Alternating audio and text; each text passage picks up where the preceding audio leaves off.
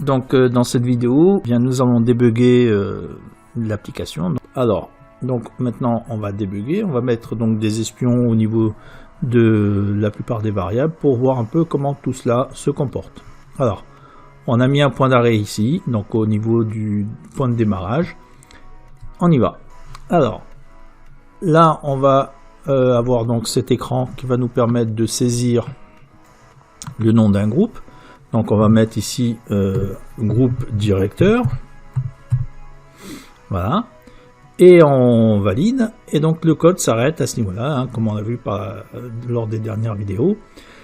Pour avancer, on fait F11, donc OK, et on va faire de sorte de vérifier au fur et à mesure donc, de tout ce qui se passe au niveau du code. Alors, là on a défini un objet groupe, donc on l'a mis en espion. Alors je vais tout enlever ici, de façon à ce que on repart sur un ensemble d'éléments depuis le début.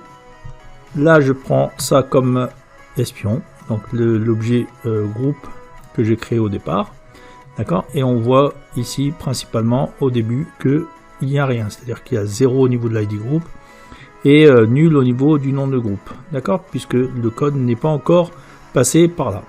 Alors on continue, on fait F11 et vous voyez qu'au fur et à mesure ça s'alimente. Donc là on a bien la valeur de l'ID group toujours égale à 0, hein, puisqu'on avait dit que ça ne se répercutait que lorsque la donnée était insérée dans la table.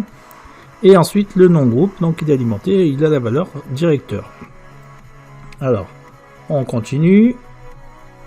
Là on va avoir donc la connexion, donc on a la chaîne de connexion avec les 3 paramètres de la chaîne de connexion, et donc on a cette chaîne de connexion qui va être le paramètre de la connexion, de l'objet vConnexion.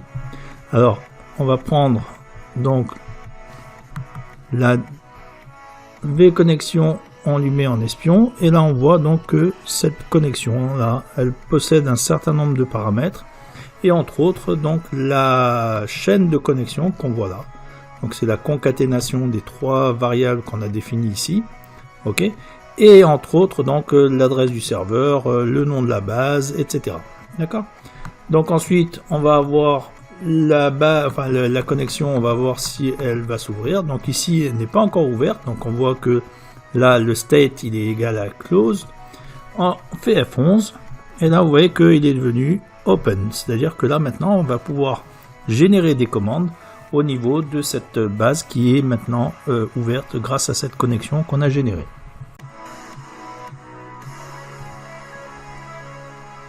Alors n'hésitez pas à vous abonner à la chaîne, bien sûr.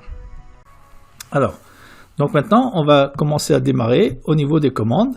On fait F11. Donc la première commande, c'est le fait de générer la requête de insert into tgroup, donc pour ajouter la donnée qu'on a récupérée de la saisie. Donc ici on voit que au niveau de cette partie là, si je mets un espion, eh bien je vais avoir la valeur. Alors je vais refermer ici la connexion puisqu'on n'en a plus besoin pour vérifier.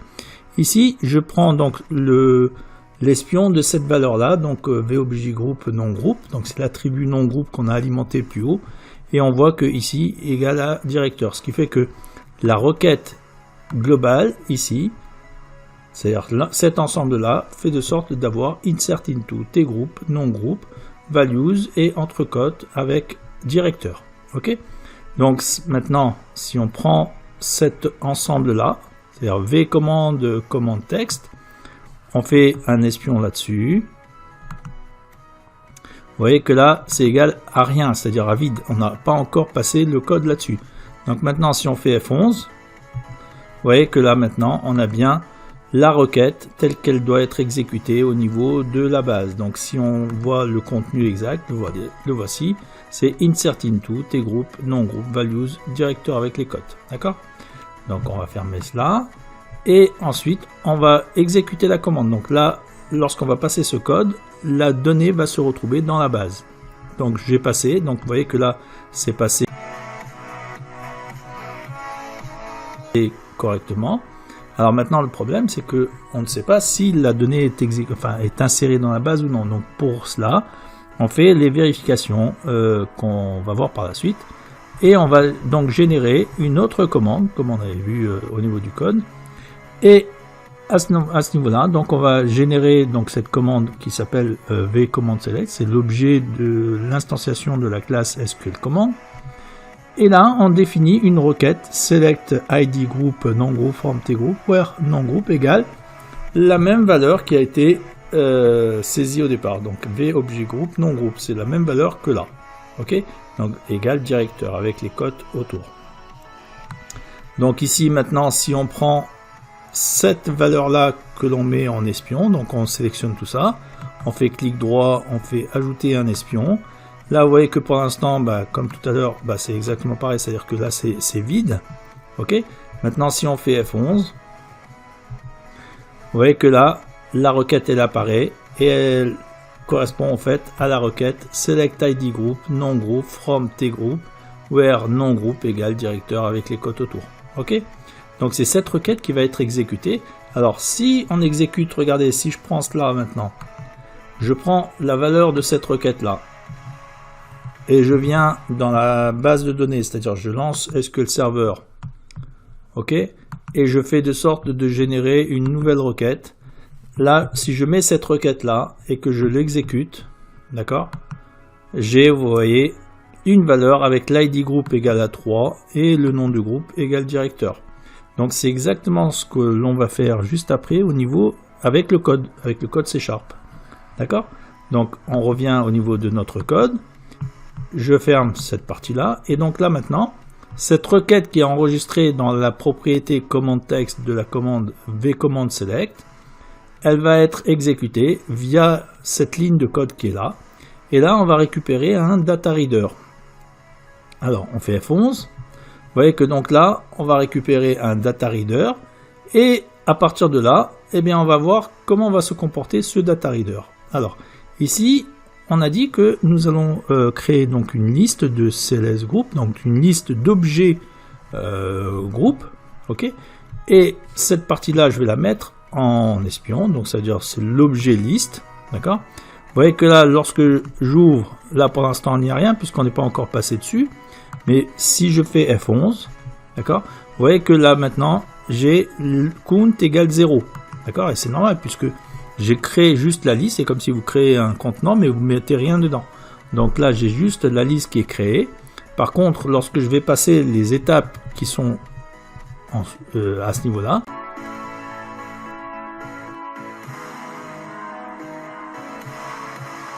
on va voir comment ça va se comporter. Alors, je prends cet objet là, je le mets en espion également. Donc je vais voir comment il se comporte. Vous voyez que pour l'instant il n'existe pas encore, hein, puisqu'il génère une erreur. Donc on n'a pas cet objet encore existant dans le code.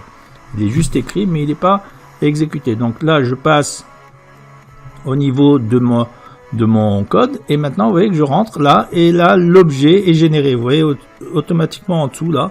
On a l'objet vobjet groupe vérification qui a ici comme valeur réussir mon examen cls.clsgroup, c'est-à-dire qu'il est un objet qui émane de cette, qui est instancié de cette classe là qui se trouve dans CLS. Ok.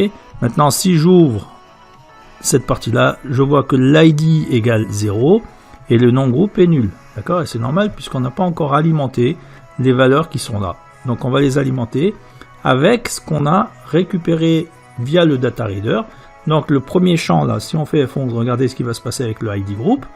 Je passe et vous voyez que maintenant l'attribut ID group a été alimenté et ici on a 3. Donc la valeur 3, c'est la valeur qu'on a récupérée au niveau de notre requête sur SQL Server. Vous voyez que l'ID group ici égale 3. Donc c'est cet ID group là qu'on a récupéré dans notre requête au niveau du code. D'accord? Donc ce qui correspond en fait à cette valeur là, c'est le résultat de la syntaxe de cette ligne là entière. D'accord? Donc si je fais clic droit, je rajoute un espion là-dessus. D'accord? Vous voyez que là, j'ai par rapport à cela, j'ai la valeur 3. D'accord? Et donc cette valeur là a alimenté l'ID group de l'objet groupe vérification. Maintenant, on passe à la partie nom de groupe. Et donc là, si je prends maintenant cette valeur-là et je rajoute un espion là-dessus, qu'est-ce que j'ai? J'ai directeur, d'accord? Mais si je prends ici donc l'attribut non groupe de cet objet là, pour l'instant il est nul, d'accord, puisque le code n'est pas encore exécuté dessus. Maintenant si je fais F11, regardez ce qui se passe. J'ai bien directeur qui vient alimenter donc l'attribut non groupe, et j'ai bien la valeur 3 qui vient alimenter ID group. Ce qui fait que maintenant cet objet est complet, c'est-à-dire qu'il est alimenté. Il ne nous reste plus qu'à l'ajouter à la liste que l'on a là. Alors on va observer ce qui se passe avec la liste ici. Tout à l'heure on avait dit que le count égale à 0, d'accord. Donc maintenant si on passe cette ligne là, d'accord, on va voir comment ça se comporte au niveau du count. Donc on fait F11 et regardez ce qui se passe. Maintenant le count il est égal à 1. Ok. Donc à partir du moment où il est égal à 1, ça veut dire que maintenant j'ai un objet qui se trouve dans cette liste. Ok. Alors on arrive en bas de on va dire de la collade fermante. Donc maintenant, du fait que dans ce jeu d'enregistrement, je n'ai qu'un seul enregistrement qui correspond à ce qu'on vient de voir, eh bien normalement, il va sortir de la boucle. Donc je fais cela, vous voyez que là, il remonte, mais comme il n'a plus rien à lire, hop, il sort, c'est fini. Donc on n'est plus dans la boucle, on est à l'extérieur de la boucle. Et là maintenant, le data reader, étant donné que je n'en ai plus besoin, eh ben, je vais lui dire de le fermer avec la méthode close, entre parenthèses, tel qu'on le voit là. Et donc là, je ferme le data reader et j'ai toujours par contre ma liste. La liste, elle est toujours là. Et vous voyez que là, si je mets maintenant cela au niveau de cette condition, eh ben, je vais avoir, regardez, puisqu'on a dit que le count est égal à 1, donc il est supérieur à 0, donc il va passer dans ce code-là. Il rentre là et vous voyez qu'il va afficher le message enregistrement OK. Et donc là, on a bien un message enregistrement OK. On valide et on retourne donc dans le code et là il va passer de l'autre côté et il a fini. Ok. Donc voilà un peu le résultat de comment on insère une donnée dans une table et comment on vérifie que cette donnée est bien insérée dans la table. Et là donc on sort et vous voyez que là on rejoint le code de sortie de code, enfin de fenêtre. Donc this.close, on ferme et on finit et là on a fini notre code. Voilà. Lors des prochaines vidéos. En attendant, je vous remercie et à bientôt.